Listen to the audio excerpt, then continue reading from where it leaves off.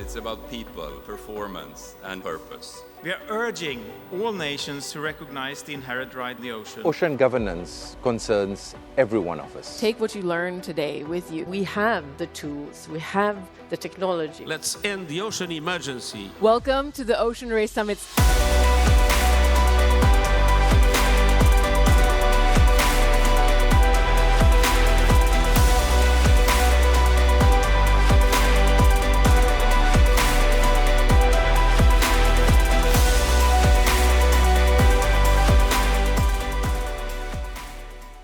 The Ocean Race sailors who are here today in Ocean Live Park, they embody a global link with the planet. So speaking of the sailors, our vessels are back in the port. They are at the dock. So afterward, during our reception, feel free to go over and maybe check out some of the boats and say hi to some of the team. And we're going to continue this conversation. Sorry about my mic. We're going to continue this conversation, and we're very pleased to have very active people in policy from Brazil today. We're honored to welcome Marquito, who is a state deputy of Santa Catarina Legislative Assembly and president of the Environment and Tourism Commission. And we also have Vanessa Hasson, who is the executive director of NGO MAPAS and a member of the UN Harmony with Nature program. We have both of them who have been paramount in making sure that nature's rights are passed in a number of regions across Brazil. Please welcome Marquito and Vanessa.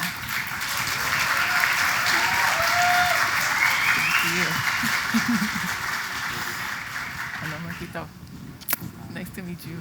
Welcome. Please have a seat. Thank you for being here. In the middle, it's okay. Excellent. So let's get into it. I'm going to begin with you, Deputy Marquito. When you were working in local government in Florianopolis, you achieved nature's rights to be written into law, right? How did you do that, number one? And has it changed the way that people in Florianopolis and Brazil in general, how they interact with nature? Então, quero dizer assim, primeiro que Florianópolis é a capital de Santa Catarina.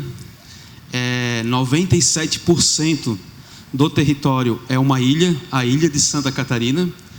E toda a cidade hoje tem aproximadamente 530 mil pessoas. E 25% vive no continente, nesses 3% do território. E os 75% vive na ilha. E é uma ilha que tem 20 unidades de conservação, mais de 25% do território é área protegida de unidades de conservação municipal e estadual. É uma cidade que há 70 anos era uma cidade de pesca e agricultura e que cresceu muito nos últimos anos, com um crescimento bem significativo. Então, essa cidade é uma cidade que tem uma relação com a natureza muito forte e que pode estabelecer isso como um princípio. Então, nós conseguimos, diante de várias políticas públicas e de valorização da importância da importância da questão ambiental, então a gente trabalhou muito a questão da agroecologia, a questão dos povos e comunidades tradicionais, da importância de reconhecimento desse território como um território ambiental, para depois apresentar para o Parlamento Municipal uma proposta de emenda à Constituição Municipal, que é a Lei Orgânica. Então a gente incluiu um artigo na Constituição Municipal atribuindo a natureza como sujeito de direitos. E a gente conseguiu aprovar essa emenda. Quem conhece de legislação sabe a dificuldade que é fazer uma emenda à Lei Orgânica Municipal. A gente precisa primeiro de pelo menos 1/4 dos vereadores ou dos legisladores municipais também assinando essa proposta para dar entrada, e depois a gente precisa de 2/3 dos legisladores votando favorável à proposta. E a gente conseguiu aprovar. O que isso trouxe do ponto de vista da proposta é um reconhecimento e entendimento legislativo que a cidade e a lei orgânica do município reconhece a natureza como sujeito de direitos e que agora ela pode ser apropriada e trazendo para dentro do campo jurídico também e legislativo também ações proativas em defesa do meio ambiente. Agora, essas ações elas podem ser do ponto de vista de justificativas jurídicas de ações, por exemplo, mas também pode ser da perspectiva da produção de conhecimento a partir do ato pedagógico, educativo e de entendimento da sociedade de Florianópolis, que reconheceu a natureza como um sujeito de direitos. Excellent. Thank you, Marquito. Wow. So you mentioned talking to traditional communities, and Vanessa, this is a essential part of your work. You have been working and fighting for rights for traditional communities and nature's rights for a number of years. And you did your part with the UN Harmony with Nature program here in Brazil. Can you tell us exactly what rights of nature means to you and what it means to Brazilians when it comes to recognizing the rights of nature and the rights of the ocean?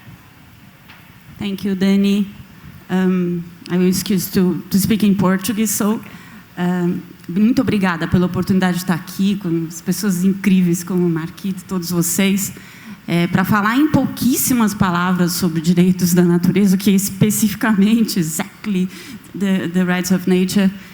Acho que é importante trazer duas das abordagens, né? A primeira é que os direitos da natureza eles fazem um giro completo no paradigma antropocêntrico que considera, né, que até então consideramos que os seres humanos são o centro do mundo, o centro da Terra, o centro da própria vida. Esse é o paradigma antropocêntrico. Esse giro completo é para um outro paradigma, é um giro completo, é um paradigma que a gente pode chamar de ecocêntrico, ou como eu estava ontem conversando com a minha amiga Érica, é só um nome, a gente pode considerar que seja um outro nome, como, por exemplo, um paradigma que é policêntrico, como o próprio ecossistema é. E, em sendo assim, a gente passa a considerar que, na verdade, nós fazemos parte da natureza. Nós somos a própria natureza e vivemos em interconexão com todos os demais seres humanos e não humanos. E porque estamos em interconexão, nós guardamos uma relação de interdependência com os demais seres, humanos e não humanos. A segunda consideração é em relação à ideia errada que os direitos da natureza remove, que é de que nós precisamos preservar a natureza para que a gente possa continuar usando a natureza, para que as futuras gerações possam continuar usando a natureza. Não é uma questão de usar, não é uma questão de usar, inclusive, os outros seres humanos. É uma questão de dar um passo atrás e reestabelecer aquilo que os povos originários, os povos indígenas guardaram por tradição, de que nós somos natureza. E, dando esse passo atrás, entender que é uma questão de recuperar as relações, o relacionamento entre seres humanos e não humanos, inclusive entre nós, seres humanos, que andam um pouco mal, para resgatar a vida em harmonia na natureza. No Brasil, por meio da MAPAS e, mais recentemente, com a articulação brasileira dos direitos da natureza, nós estamos promovendo esse movimento, fazendo advocacy, apresentando a proposta de reconhecimento dos direitos da natureza, como fizemos junto com o Marquito para Florianópolis, e assim já conseguimos reconhecer em 5 municípios os direitos da natureza, e acreditamos que nesse nível, né, o nível local, é onde a gente consegue acessar e trazer os direitos da natureza para a prática, promovendo as políticas públicas, fortalecendo aquelas políticas públicas que já existem. No caso de Florianópolis, com o Marquito, já tinha ali um lugar todo preparado, né? E, mais recentemente, quero contar do último município, que é o 5º, foi agora, no começo de abril, é o primeiro município da região amazônica que veio agora reconhecendo os direitos da natureza na sua região, é Guajará-Mirim. É inédita porque a proposta é pela primeira vez, o autor é um indígena, e então a gente ainda está celebrando isso, né? Com relação aos direitos dos oceanos, o direito do oceano, né, considerando como um único ser, eu acredito que este evento, precisamente este evento, eu queria muito agradecer por isso, é um marco histórico do início desse movimento no Brasil, e para isso a gente precisa se juntar e dar outros passos. Aí no final quero deixar um convite para uma proposta de que a gente possa continuar falando de direitos dos oceanos aqui no Brasil. I love that. Thank you, Vanessa. That's fantastic. And as you mentioned, you talked about Santa Catarina having an official proposal for nature's rights, right? Marquito, now that you're working in the state government, do you think that we'll see nature's rights written into law? Então, a gente tem uma proposta. Agora eu não estou mais no parlamento municipal, né? Eu agora estou no parlamento estadual. Então, nós somos pouco mais do que 6 milhões de habitantes em Santa Catarina. Um estado que, para quem não é daqui, eu sugiro que consigam pelo menos passar a Serra Geral e conhecer o Planalto Serrano e conhecer um pouco mais dessa beleza, especialmente essas encostas, né? Estado que a concentração da população está muito no litoral, isso é uma realidade, e que tramita uma proposta também de reconhecer a natureza como sujeito de direitos, assessorada pela Vanessa Rasson, que é de proposição do deputado Padre Pedro Baldissera e que tramita na Assembleia Legislativa. Ele se encontra hoje na Comissão de Constituição e Justiça, onde houve um pedido de vistas e foi enviado para se manifestar alguns órgãos, né? E com um discurso muito assim um discurso muito a partir do antropoceno, vamos chamar assim. Então a nossa assessoria já orientou o deputado Padre Pedro no sentido de reconhecer e de trazer alguns pareceres jurídicos dos desembargadores, dos juristas brasileiros que têm feito um aprofundamento na questão dos direitos da natureza, para embasar o debate lá na Comissão de Constituição e Justiça. Eu acredito que reconhecer a natureza como sujeito de direitos nesse estado passa por reconhecer que nós temos hoje 3 etnias indígenas no nosso estado. Nós temos mais de 20 mil pessoas indígenas no nosso estado. Reconhecer que nós estamos passando por um momento onde o governo federal reconhece essa população a partir de um ministério dos povos indígenas, hoje representado aqui pela secretária do Ministério da Querechu, e que vai passar por um processo de demarcação de terras indígenas, e que esses indígenas têm sido amplamente violados, e nesse momento vai ficar mais perigoso ainda, porque começa todo um ataque para cima dessas populações. Então, reconhecer esses territórios é fundamental. Tem espaço para todo mundo, gente. Tem espaço para todo mundo.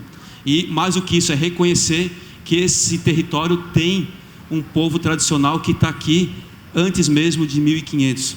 E que está aqui com uma cosmovisão e com uma relação com a natureza que supera todos os nossos dilemas que vivemos atualmente.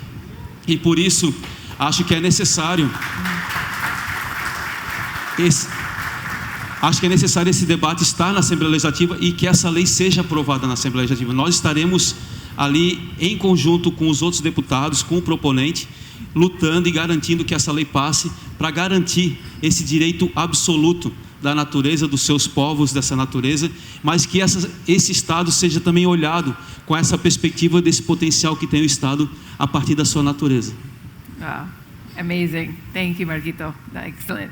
So in recent months, let's talk a little bit about your experience in nature. So Vanessa, recently you went to Rondônia in the Amazon, and you also returned from the UN Water Conference in New York City.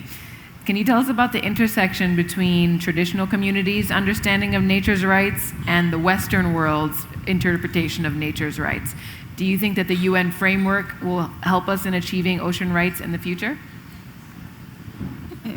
Acho que a intersecção é mesmo essa, de que, sendo indígena ou não indígena, nós somos natureza. A gente não tem como negar que há essa condição de interconexão entre nós, inclusive, e os outros membros da natureza. Acho que uma boa lição que tivemos, um bom exemplo, foi a Covid-19. Mostrou o quanto estar individualmente saudável reflete no ambiente saudável e vice-versa, o quanto o ambiente saudável e a terra saudável reflete em cada um de nós, e assim nos grupos, os pequenos grupos de seres humanos, os maiores e de outros seres, né? É um fato, não tem como negar, né, de que nós temos essa interdependência.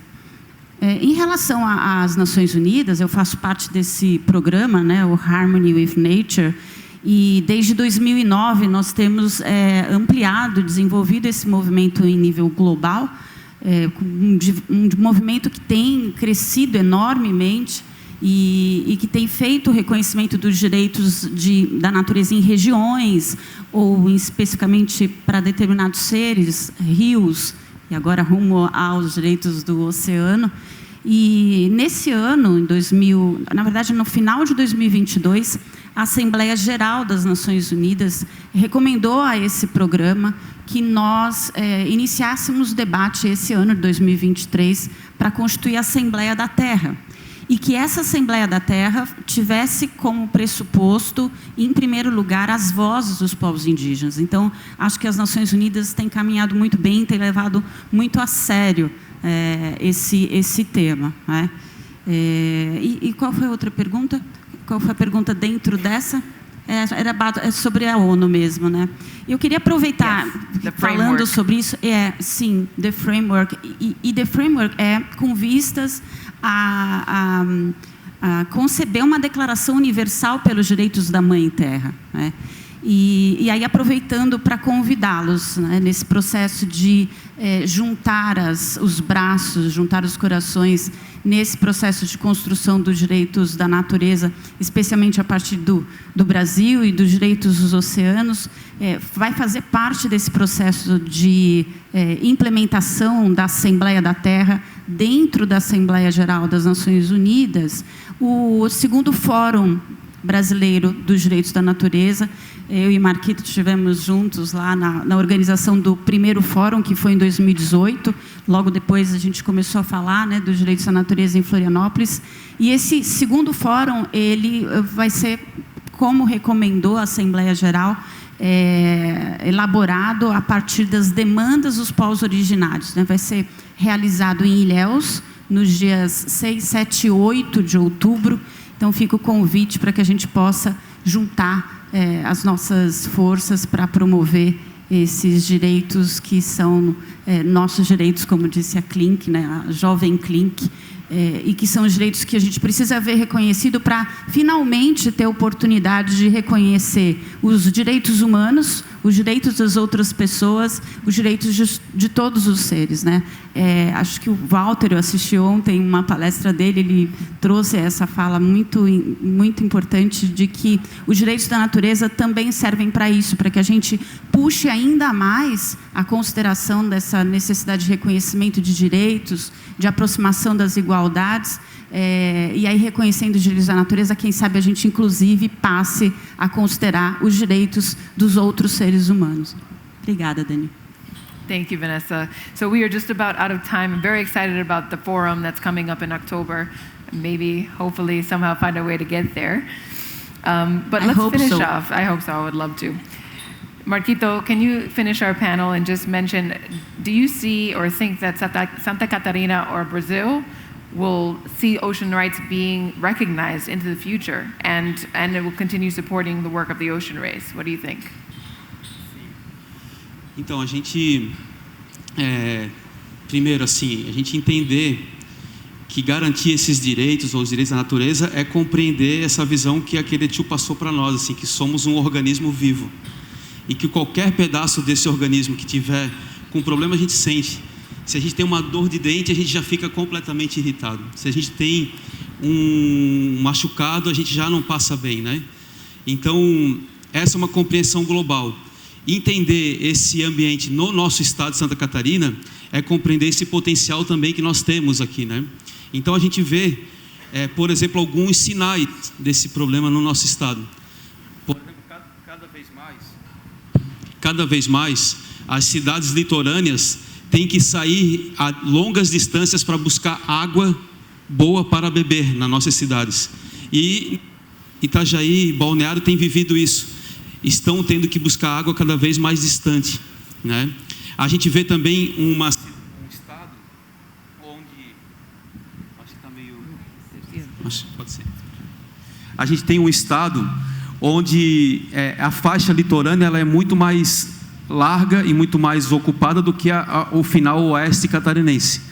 Essa região, por exemplo, é uma região que tem sido amplamente ocupada. Isso tem um impacto direto no debate que a gente está fazendo aqui sobre os oceanos. Nós estamos ocupando áreas que são altamente significativas, ou ecossistemas que são altamente significativos, como, por exemplo, os últimos manguezais do hemisfério sul. Aqui no estado de Santa Catarina a gente encontra os últimos manguezais do hemisfério sul da costa atlântica.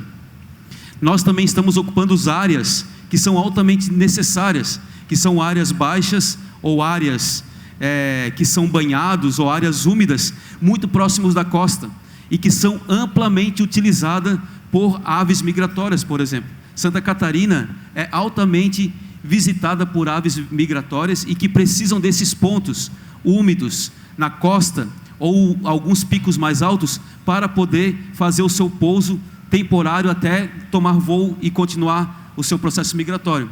Então, assim, esse modelo de desenvolvimento que a gente tem optado, que é de ocupar essas áreas, independente das suas características, especialmente essas áreas mais planas, mais úmidas, os manguezais, tem sido altamente trágico para essa perspectiva mais sistêmica sobre o meio ambiente, sobre o planeta e sobre os direitos garantidos ali, né? Então, eu percebo assim que, para a realidade catarinense, a gente tem aí uma necessidade urgente de reconhecer a natureza como sujeito de direitos para trazer essa compreensão, esse entendimento sobre os nossos ecossistemas e o nosso ambiente. Então, e não perder essa possibilidade que nós temos hoje, porque quanto mais o tempo passa, mais monótono tem ficado e mais monocultural tem ficado. E buscar esses direitos é garantir essa pluralidade, essa diversidade, né? Obrigada. Thank you very much. So both of you, we really appreciate your insights and all of the hard work that you're doing. We know that working in policy is very challenging, but thank you very much for all of your efforts. So please, can we give a round of applause for Vanessa and Deputy Marquito? Obrigada.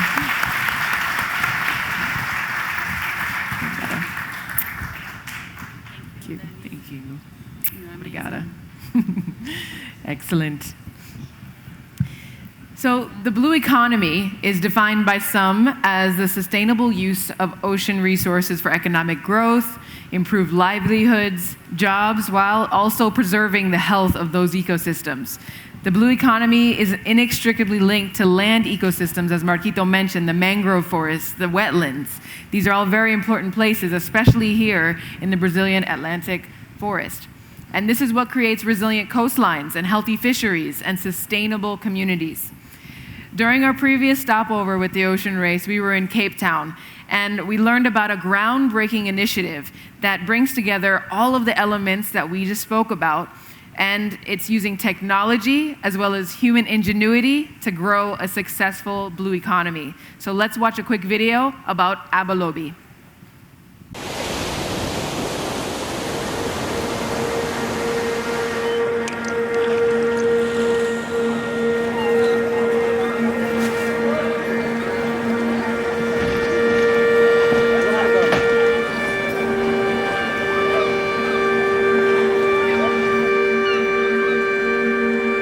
Small-scale fishers have traditionally, in South Africa and around the world, been excluded. 60% of the global catch of seafood is caught by small-scale fishers, but most of them are marginalized and generally not seen in the supply chain. At Abalobi, we strive for empowerment of small-scale fishers. We're a tech startup that have a suite of mobile apps that are geared towards empowering small-scale fishers in the value chain, ensuring that small-scale fishers are able to survive, placing them front and center.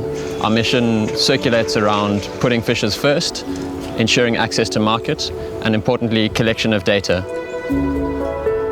Fishers landed in community and brought direct to Cape Town. The idea here is ensuring employment remains within these various communities. Our batching facility is a retrofitted shipping container. This is a model that is now decentralized. The idea with this decentralized model is that empowerment and employment can continue within these fishing communities. Fish is checked into the container, the arrival hatch door is opened, and that fish is carefully monitored in our refrigerated room. Through the online dashboard, we're able to know which orders have been placed and where they're headed. Fish is then carefully packed to order, where weights and units are recorded. The temperature is carefully monitored and controlled. Each fish has a quality control process, and we ensure that the cold chain is carefully monitored. From there, that fish is then sent with a number of different drivers and arrives at the various buyers, whether individual or restaurant. So yeah, working with Abalone for the last 2 years has really ignited our passion for working with fish. The quality is world class, extremely fresh, and at the same time we know where it's coming from. We're knowing who we're supporting. We know that we're helping people, and at the same time we're getting a world-class product. Most people have a misconception that fish smells like fish, but actually fish actually just smells like the sea. So we do very little to the product. We just season with salt and olive oil and try and bring out the best natural flavor we can from the different fish that we buy from the fishers.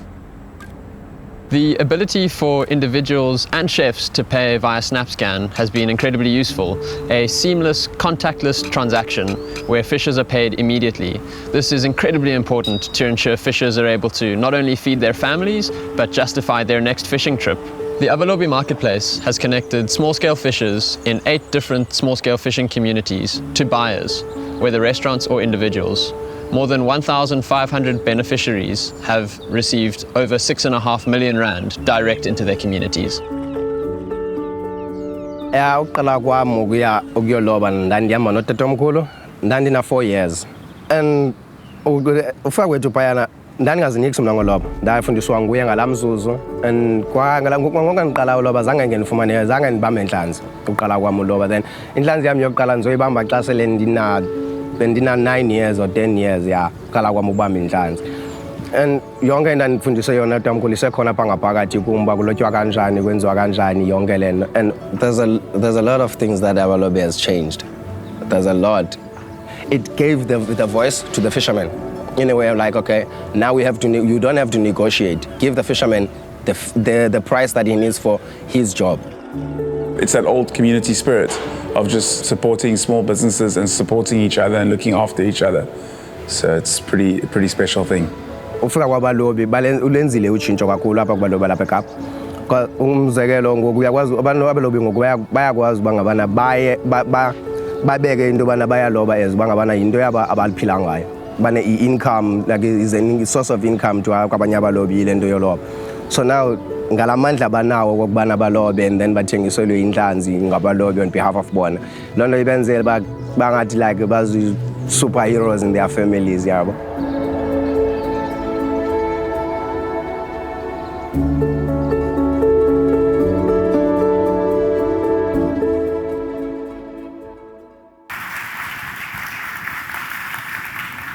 That is certainly a wonderful initiative, and it proves that local fishing communities can provide sustainably sourced seafood where the consumers can connect not only with the person who catches their meal, but know exactly where it comes from, which is a game changer. I think it's a viable model that we can replicate in fishing communities around the world, and hopefully we can apply it on a much larger scale. To speak a bit more about the blue economy and the fishing communities here in Santa Catarina, we're excited to have Janaína Banaward from the Federal Institute of Santa Catarina, who undertook her PhD on traditional fisheries. And we also have Alessandra Futzenreiter, who is a marine biologist with a master's in coastal zone management and a member of the Women's League for the Ocean here in Brazil. Welcome, ladies. Good to see you. Good to see you. Thank you so much. Excellent. Hello, olá a todos. Prazer estar aqui. It's great to see both of you. Any thoughts about the video you just saw? Any reflections? Do you have anything, Janaína? It's a very beautiful project, and we see that here in Santa Catarina, it will work perfectly because in Brazil we have very strict sanitary laws, but not always have been followed. So in this project we have not only the fishers, but also the quality of the product and the data to have a good management of this fishery, and you have all the cycle complete, and this is very nice. That's fantastic. Have you seen anything like it in Brazil yet, like anything similar to the Avalobi app yet? We have in agriculture and we have in fisheries too, but not in only all the communities, and I think it's a very good idea. Wonderful. And part of your study was about the perception of fishermen on climate change. What were the results of your findings, and have the fishermen been seeing, like, when it comes to climate change, are they changing their perspectives? Are they becoming advocates to protect their resource? Fishers depend on climate and sea conditions to their work. So they are in a very good position to observe the climate change. And in my research, they already see a lot of modifications, and the greatest one is the unpredictability to recognize the winds and storm patterns. And it's a very big problem because our fishing fleet is very small, and this increases the risk of shipwrecks and loss of life in the ocean. So it's important to focus on these fishers' knowledge, to be aware about the risks, and also have the equipment necessary on the boat, because it's regulated by law, but unfortunately most of them don't have all the safety equipment, and only have the equipment, it's not enough. We have to train them,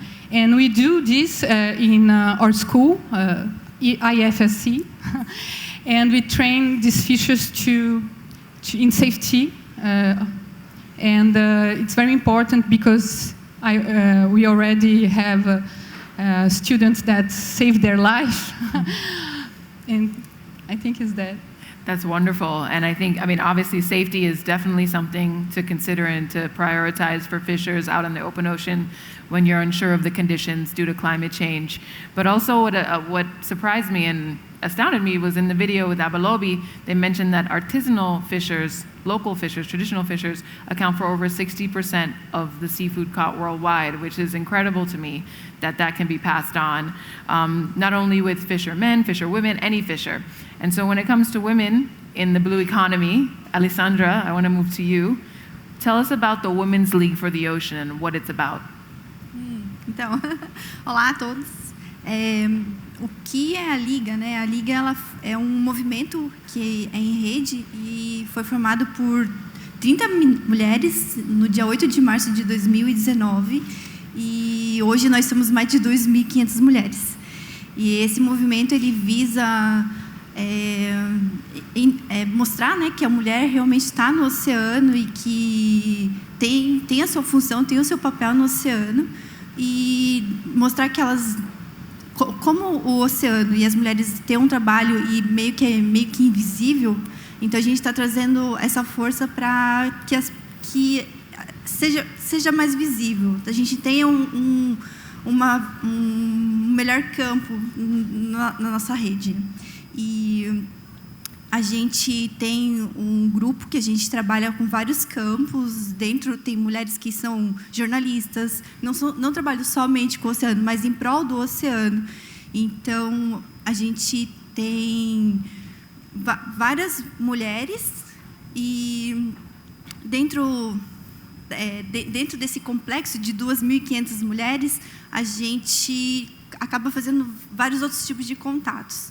E também temos um grupo onde a gente tem, para nos unir, nós temos um grupo que é, por exemplo, o grupo do abraço, por exemplo, que é para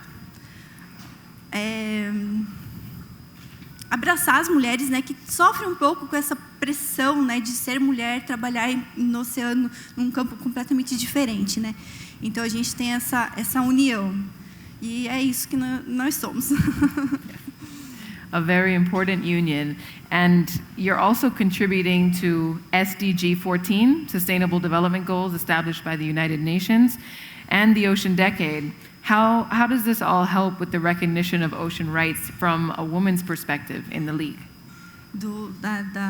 Com relação à década, na verdade, o ODS 14, né?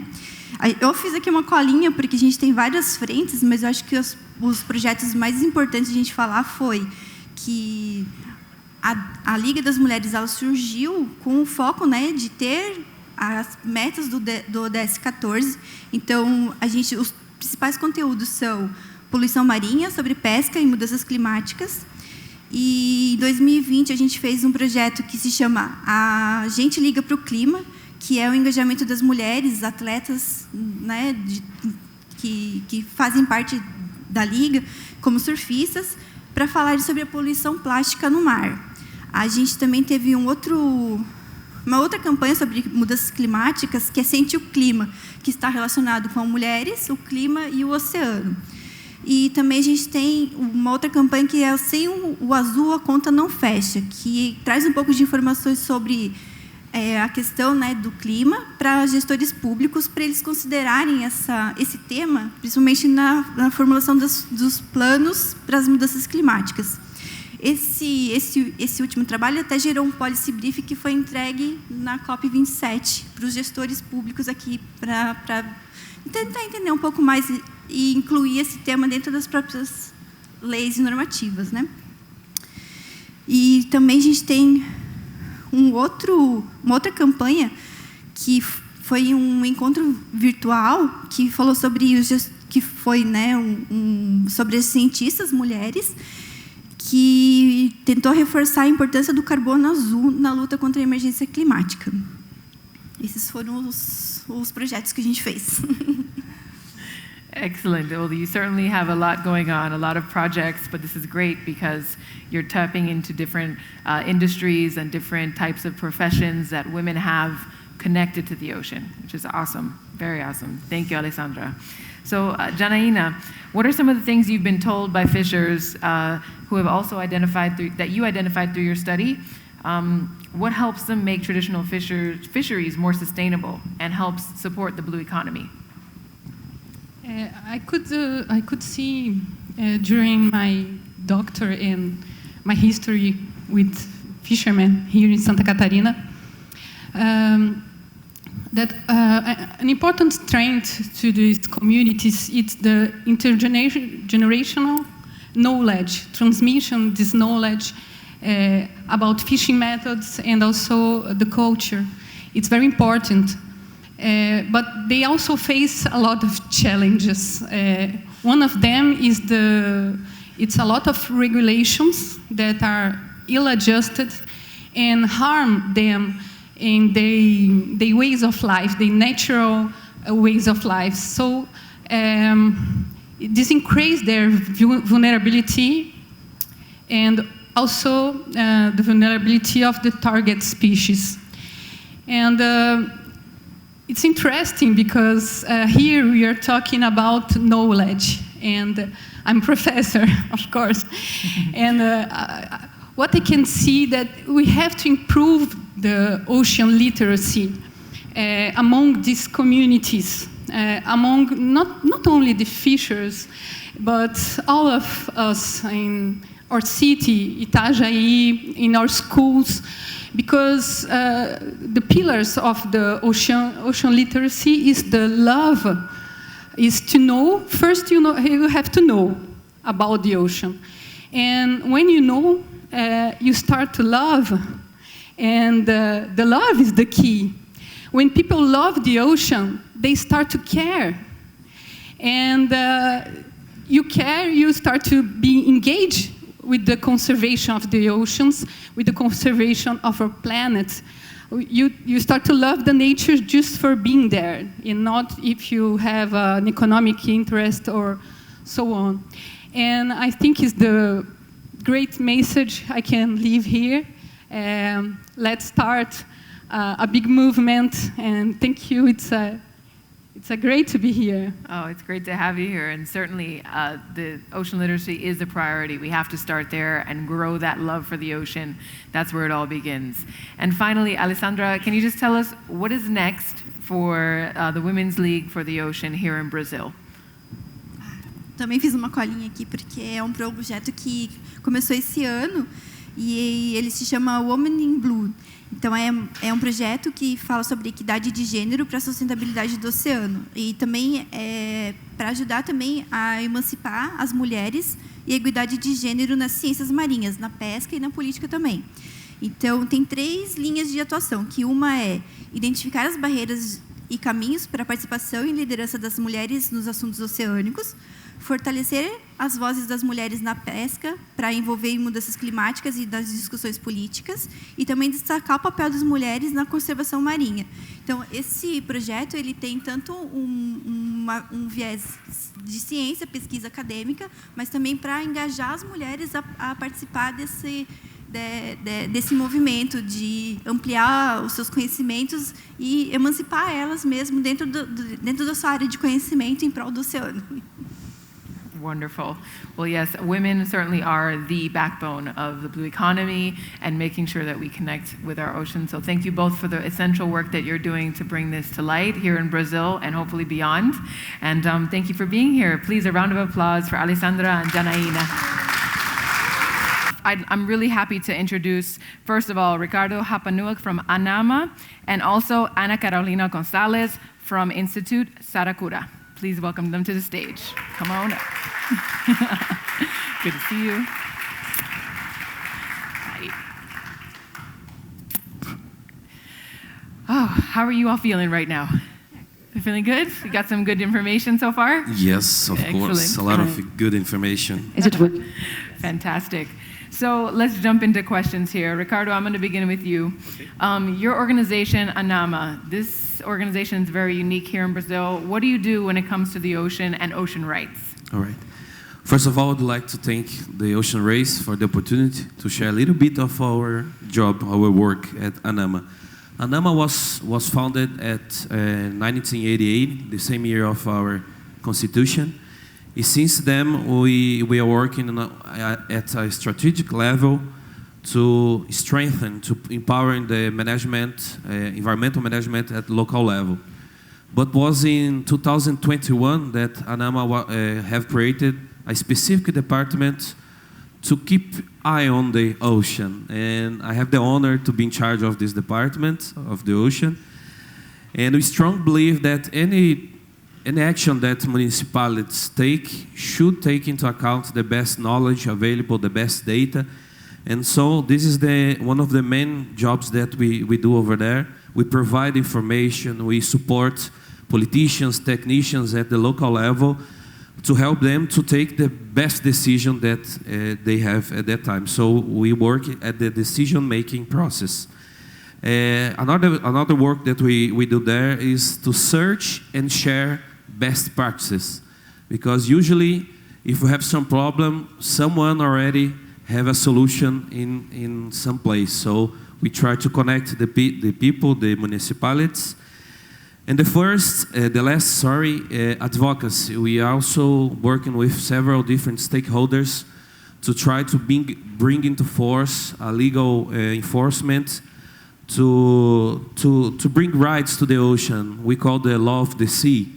So this proposal, actually, it's already 10 years all over the place, but still just a proposal. We are trying to bring this law into forces to secure the rights of the ocean.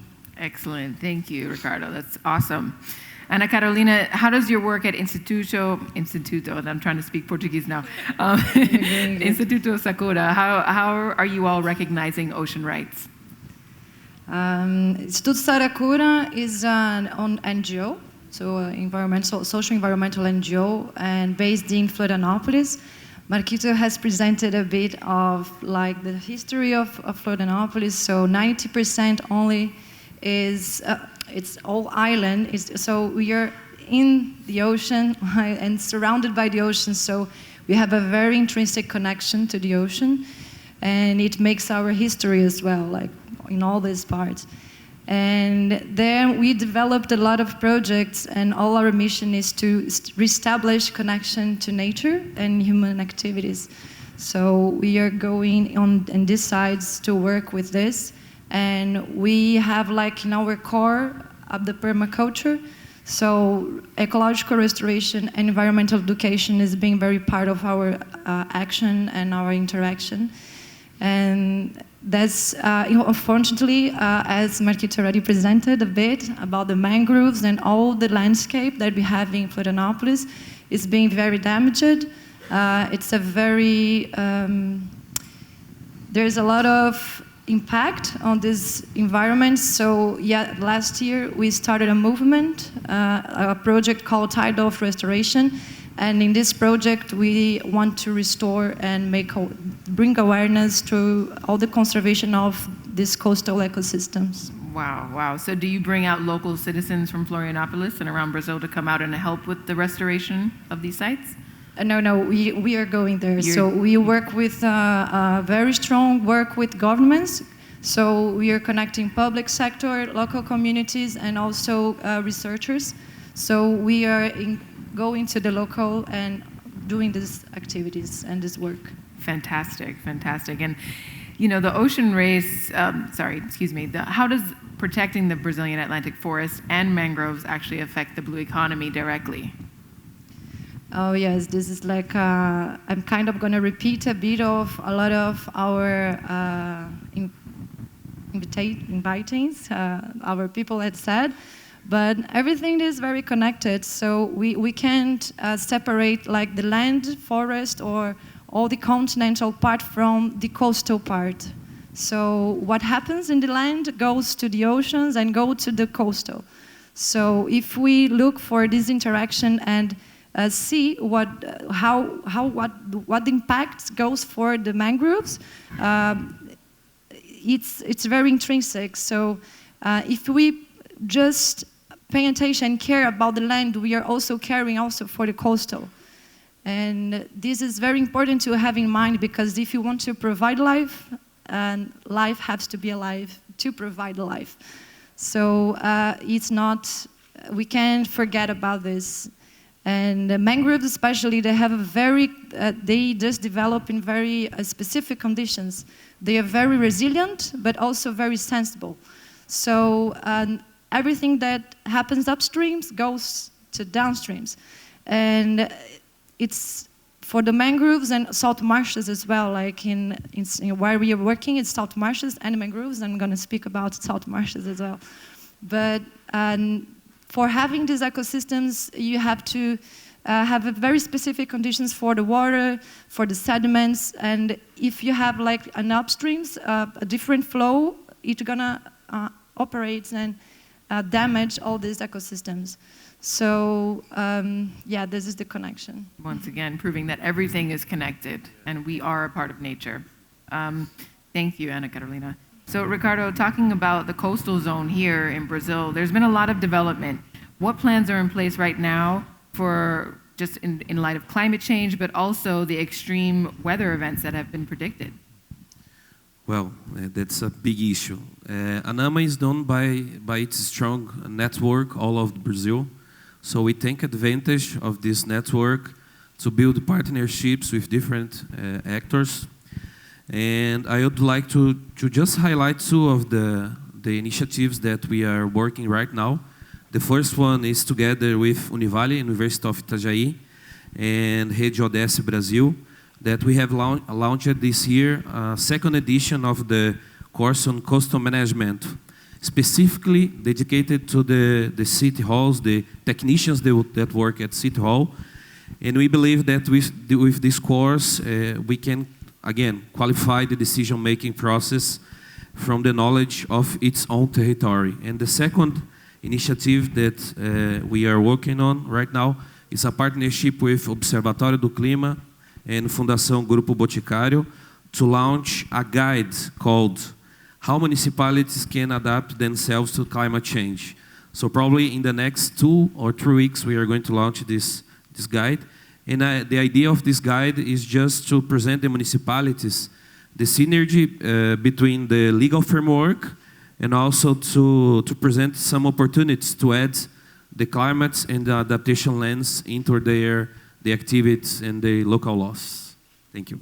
Fantastic. Thank you, Ricardo. That sounds like some good plans are being put into place. And I think it's it's difficult because every coastline is nuanced and different, right? And you have different issues in each place. So it's great to see that you all are focusing in here and figuring out how to move forward with coastal protection. Thank you. And a couple days ago, bunch of us here at the Ocean Race, the staff, we had an adventure right here in the mangroves. We went out rowing with ANI, the local nonprofit that provides access to the water for the community. And we were able to go on one of the traditional Brazilian rowing boats, and we had a blast. We went into the mangroves and we got to see some of the birds, but we think we saw, what's the name of the small mammal? I'm forgetting the name right now. Capybara. Capybara. We think we may have seen one. We're not sure. Maybe. Yes. But it was absolutely beautiful out there, and we truly enjoyed it. And the Ocean Race has invested in some mangrove restoration projects to help, become more climate positive as an entity. Are mangroves that you're working with, Ana Carolina, are they going to become available as carbon credits? Yes, we are working for this, and we expect to have for the last semester a quantified blue carbon project available. And we talking about this project, we are developing feasibility studies in the territory. It's in the south of the Santa Catarina. This area that we are working, it's in Laguna. It's the south part of the state, and the location is the right transition, as Marquito presented a bit, for the last part of where we can find mangroves. And it's the transition for the salt marshes. So we don't know too much about salt marshes. We speak a lot of mangroves, but salt marshes are very specific ecosystems of this whole area in Santa Catarina to Rio Grande do Sul. And these ecosystems is very important to provide biodiversity. They are nurseries for a lot of different species of animals. And if we're thinking also in the blue economy, we need to think about to reestablish health for all this environment. So we are very connected to the work to develop and to understand how the co-benefits as well are beneficial to all people that are involved in the territory. And that's why we are really pushing and going with researchers, and we are connected to public sector as well. And so we have really good relationship to develop this project, and that's our expectation, to have this project going on for next semester. Well, thank you both so much for the fantastic work that you're doing, and we'll make sure to keep an eye out on the progress. And of course, you all can check out the different organizations online. But thank you for your time. Thank you for being here with us. Thank you. Please, a round of applause, Ana Carolina and Ricardo. Thank you.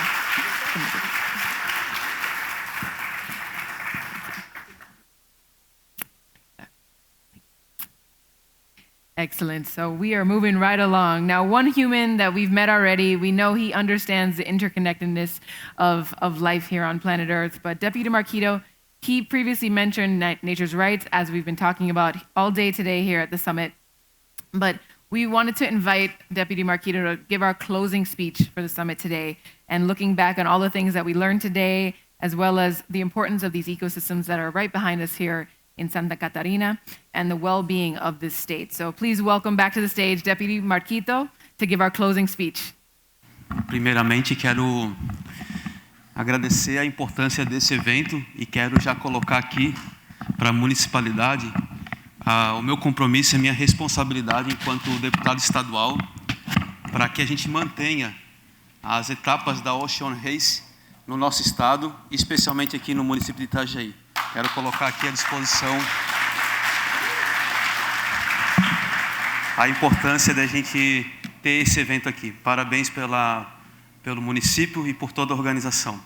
Então, eu preparei aqui muito rapidamente um discurso bem bonito, que foi construído por várias mãos da nossa equipe do mandato que está aqui presente, e que passa um pouco dessa realidade catarinense na perspectiva do cuidado com esse ecossistema que é o oceano.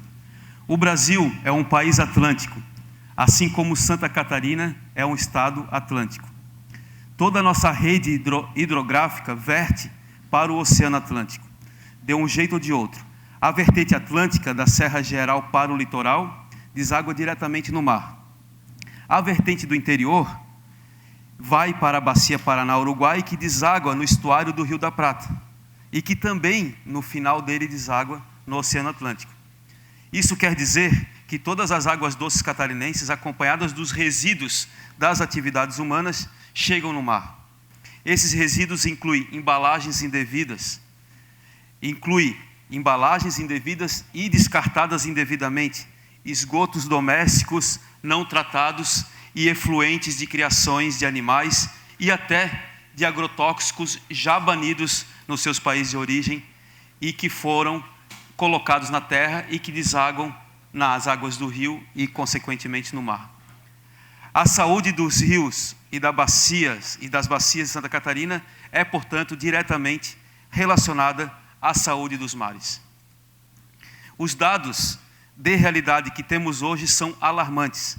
45% dos pontos analisados em cursos d'águas catarinenses não atendem aos parâmetros mínimos de qualidade estabelecidos pela Resolução 357 do Conselho Nacional de Meio Ambiente, do CONAMA. O principal problema é a presença de coliformes fecais, geralmente relacionados a lançamentos de esgotos não tratados ou efluentes de criação animal. Atualmente, moradores de 22 municípios de Santa Catarina recebem água com agrotóxicos nas torneiras. Dos 17 princípios ativos de agrotóxicos encontrados, 7 já foram proibidos na União Europeia e nos seus países de origem. No litoral catarinense, 35% dos pontos analisados estão impróprios para o banho, ou seja, 1 em cada 3 praias são impróprias para o banho no litoral catarinense. A principal causa da contaminação é a bactéria Escherichia coli, encontrada nas fezes humanas e animais, provavelmente proveniente de despejos irregulares sem tratamento de esgotamento sanitário. Mas nós temos um sonho, e isso é importante, a gente alimentar os sonhos. Viver em uma Santa Catarina, em um mundo onde existe equilíbrio ecológico, e a humanidade já tem tecnologias, poder, dinheiro suficiente para ajudar a transformar esta realidade em ações práticas no cotidiano das nossas vidas. Por que não acontece? Há modelos de agricultura que protegem a natureza e é essencial para proteger o solo, para que um solo saudável tenha um rio saudável, tenha um oceano saudável. Por que não fazemos isso ao invés de poluí-la? Por que não trocamos a matriz produtiva para bioinsumos, para insumos de origem biológica baseadas em carbono? Há modelos de saneamento que podem alimentar o nosso bioma da Mata Atlântica. Por que não construímos sistemas de wetlands para tratamento de esgotamento sanitário descentralizado nas nossas cidades, ao invés de contaminá-las e lançar efluentes sem tratamento diretamente nos cursos d'água? Precisamos promover a agricultura ecológica, a agricultura limpa. Precisamos promover modelos de saneamento ecológico com tecnologias baseadas e soluções baseadas na natureza. É possível. Muitas pessoas, muitas cidades, muitas comunidades já vêm realizando de ponto em ponto, como foi muito bem falado. Limpar o quintal da frente de casa é um primeiro passo. Não é o resultado final, mas é o que nós precisamos. Isso pode ser feito no âmbito individual, no coletivo e a partir de políticas públicas.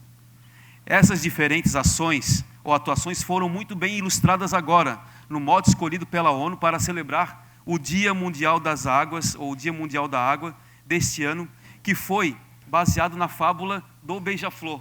Não sei se todos acompanharam. E eu vou falar um pouco dessa fábula, porque tem a ver com a cosmovisão guarani, inclusive. Essa história foi contada que certa vez uma floresta estava em chamas. O elefante, com aquele gigante, aquele tamanho, a sua tromba, a sua capacidade grande, uma grande capacidade de apagar aquele fogo com a sua tromba d'água, estava parado. Já o beija-flor começou a pegar água com seu bico minúsculo e jogar em cima das labaredas gigantes da floresta. Vendo isso, o elefante falou que o beija-flor não iria resolver aquilo de nada, não iria encontrar, ele sozinho não ia solucionar o problema das chamas na floresta. Mas o beija-flor retornou para ele e falou: olha, todos os beija-flores, se todos os beija-flores fizessem isso, de pouquinho em pouquinho a gente poderia acabar com esse incêndio. Agora o senhor, seu elefante gigante, robusto, com essa tromba gigantesca, quisesse fazer algo, faria toda a diferença. E essa fábula foi apropriada para o dia das águas, especificado pela ONU. Essa fábula mostra a importância da gente fazer nossas ações individuais, familiares, comunitárias, mas também fala do impacto positivo e importante e fundamental de políticas públicas e das grandes e poderosas potências econômicas. Eu e meus colegas parlamentares somos elefantes, porque somos legisladores e com as políticas públicas nas mãos. Eu sei do tamanho da responsabilidade que temos nas nossas mãos. E devemos fazer a nossa parte, é a obrigação nossa, é a obrigação de todos os políticos e todas as figuras públicas realizarem a sua parte, porque são determinantes sobre a definição e a vida diária das pessoas. É essencial que o Estado seja um grande promotor de proteção da natureza e de proteção das águas, ou não deixarem, para que a gente consiga deixar condições para as futuras gerações. Hoje, as mais avançadas tecnologias são investidas na vida por outros planetas, e é por água que se procura e que se busca. Doce ou salgada, a água é a origem da vida, é o elemento essencial e fundamental para a biodiversidade. Já sabemos que não é possível ter um planeta saudável sem oceanos saudáveis. E este encontro foi demarcado por esta fala e por este debate. E como Santa Catarina bem mostra, não é possível ter oceanos saudáveis sem os rios saudáveis, sem suas áreas alagadas saudáveis. No fim, a natureza como um todo precisa estar saudável para que, além de nós, que somos parte dela, possamos também estar bem equilibrados com todas as vidas que aqui estão habitando. Quero dizer que sempre que eu falo desse ponto, eu sempre lembro das falas dos meus pais ou dos meus avós, contando que eles tomavam banho em muitas praias da Bahia Norte, que está no continente, e na ilha de Santa Catarina. E que eu não tomei banho nessas praias, e que eu já tomei banho em algumas praias que meus filhos hoje não podem tomar banho, como, por exemplo, a Lagoa da Conceição. Então, a gente não pode permitir que isso aconteça, que a gente esteja, a cada ano que passa, deixando o ambiente em piores condições do que nós encontramos ou que nossos antepassados encontraram, mas que sim que a gente consiga ver o sonho do povo Guarani da terra sem males e que a gente consiga produzir esses ambientes. E para isso, políticas públicas de preservação ambiental, dos direitos da natureza, das áreas de conservação, dos territórios tradicionais indígenas demarcados, serão a nossa salvação para garantir esses territórios preservados. Por isso, gente, eu quero dizer para vocês que esse encontro tem sido fundamental e importante para construirmos esse caminho. Contem com a gente, com a Assembleia Legislativa, com o nosso mandato, mas também com toda essa articulação e essa relação com a sociedade civil e de quem sonha com um mundo melhor. Muito obrigado.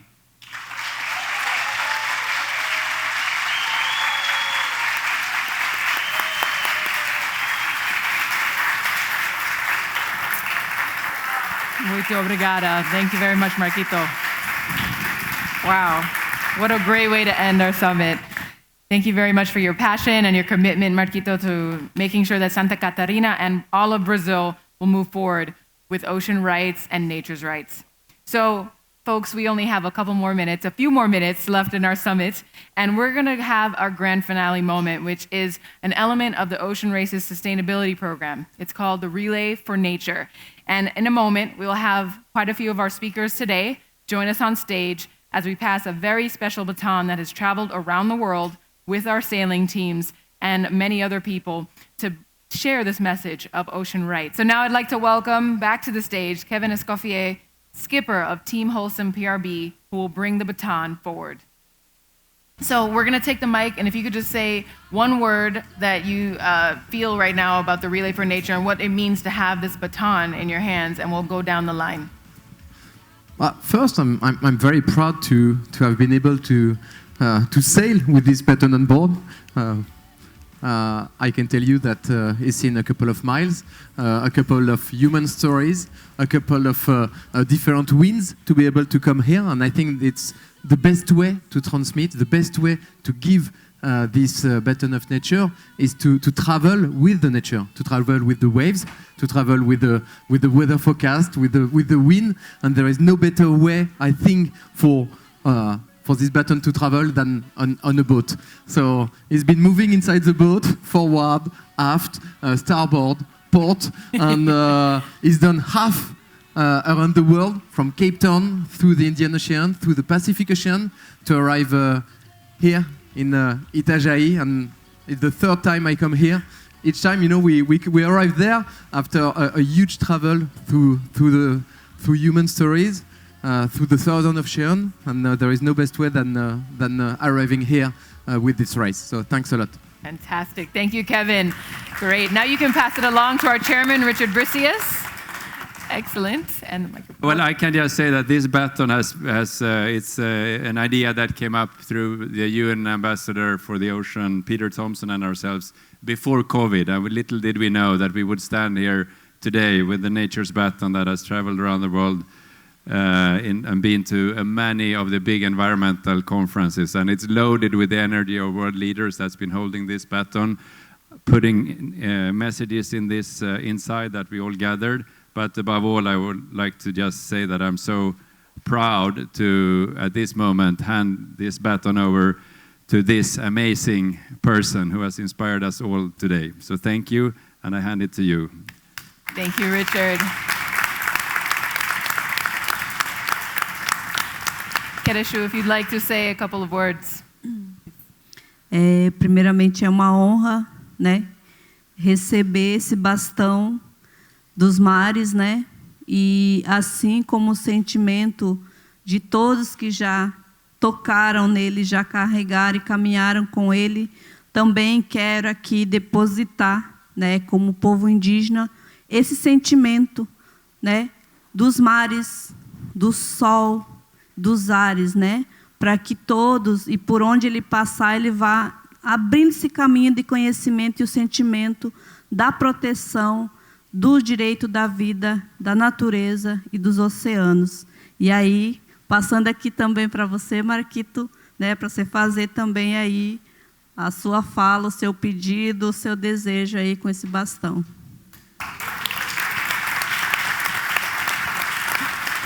Obrigado. Também é uma alegria poder segurar isso que já passou em tantas mãos e que tem um simbolismo tão especial. Quero me comprometer e depositar aqui todo o trabalho do qual eu realizo hoje no campo legislativo, de poder legislar para a saúde planetária, através da saúde dos oceanos, com políticas públicas que protejam, que garantam um saneamento ecológico adequado, que garantam a proteção do solo, através da agricultura ecológica, e que garantam que a gente não tenha plásticos de uso único sendo jogados nos nossos oceanos. Esse é o meu compromisso, e eu passo aqui para o nosso representante de Itajai. Thank you. Obrigada, Marquito. Tiago. Muito obrigado. É um prazer, uma honra muito grande estar aqui segurando esse símbolo que já passou pela mão de tantas lideranças em todo o mundo, mas acima de tudo pelo que ele representa, por toda a luta que está por trás de tudo isso para que a gente tenha um mundo melhor, um mundo mais saudável, um mundo com direitos ao oceano garantidos, um mundo sem lixo, um mundo com muito mais amor e preservação. Então, em nome do município de Itajai, com muita honra e com muito prazer, eu carrego esse símbolo em nome de cada um dos itajaienses, nos comprometendo em somar a nossa força, o nosso esforço, para que a gente tenha um mundo melhor para todos nós. Obrigado. Obrigado. E passo para o meu querido amigo da Anne. We at ANI, the Nautical Association of Itajai, have the honor and commitment to provide the opportunities of nautical experience.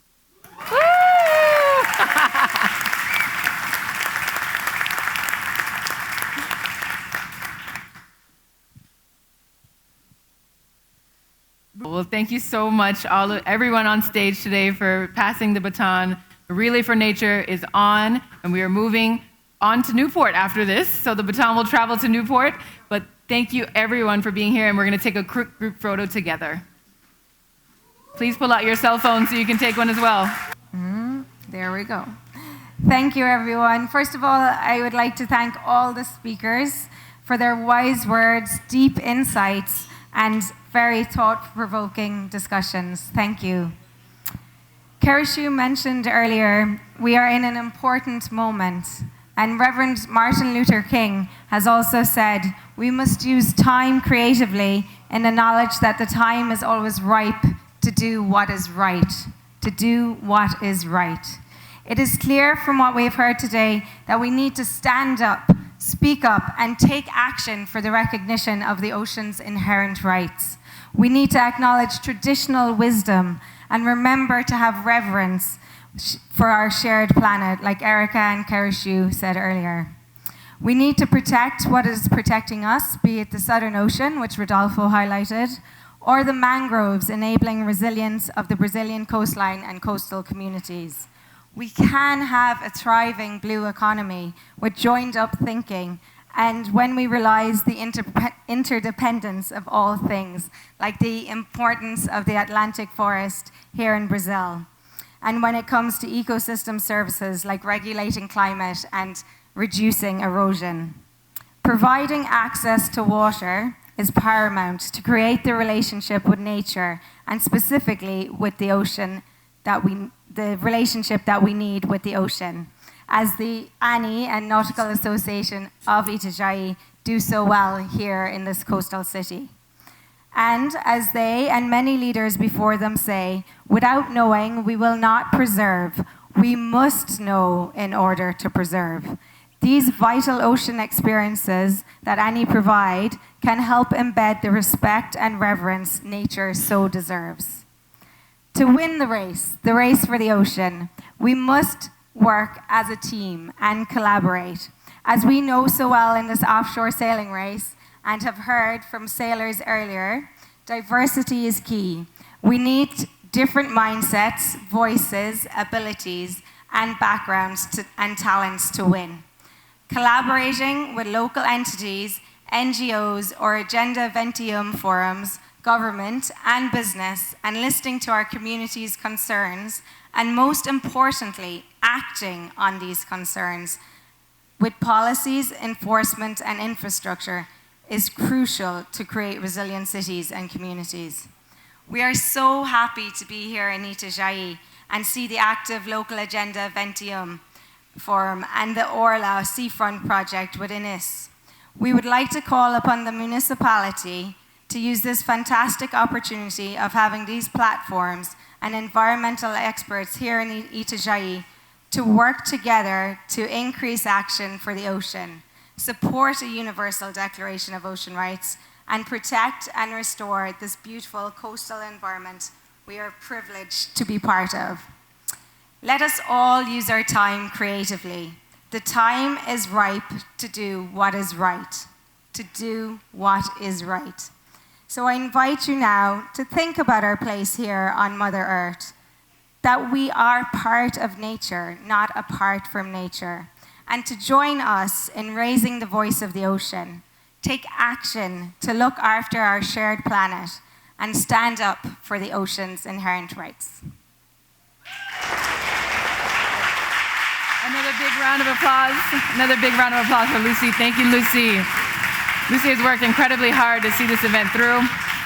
Now, of course, we want to thank all of you for being here today. Thank you for your attention. Thank you for your energy. I certainly can feel it up here on the stage.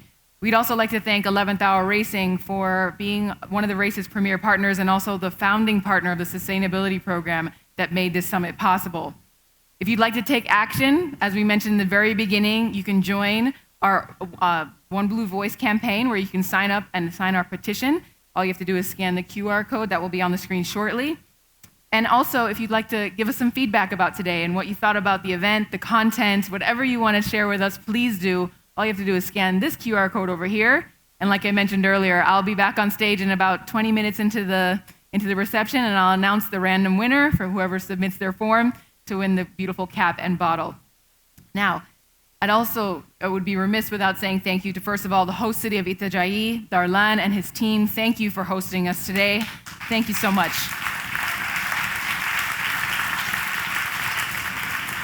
Also, of course, the Tekoa Taruma tribe of the Guarani people, Karashu, thank you for being here. We are so honored to have your presence. And to all the traditional communities around the world who are supporting our mission to see universal ocean rights. We'd also like to thank Marcelo and Marcel from Ines. They were integral in making this happen. Thank you, guys.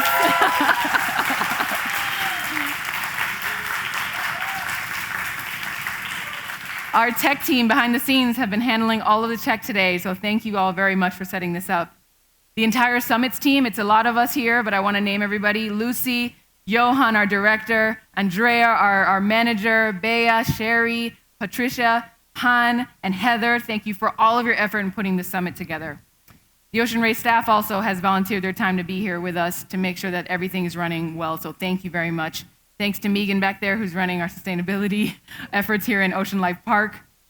And of course, thank you to all of our partners who have made this race possible in general, and our translators in the back, thank you for your work today. We couldn't have had this event without you. And most of all, thank you to all of our esteemed guests and sailors who spent time with us here in person or on screen. We appreciate the brilliant contributions that you all have given to us today to spark dialogue about the future of our ocean. So now I invite you for networking and drinks. My name is Danny Washington. It's been an honor to be your host. Muito obrigada a todos. Ciao.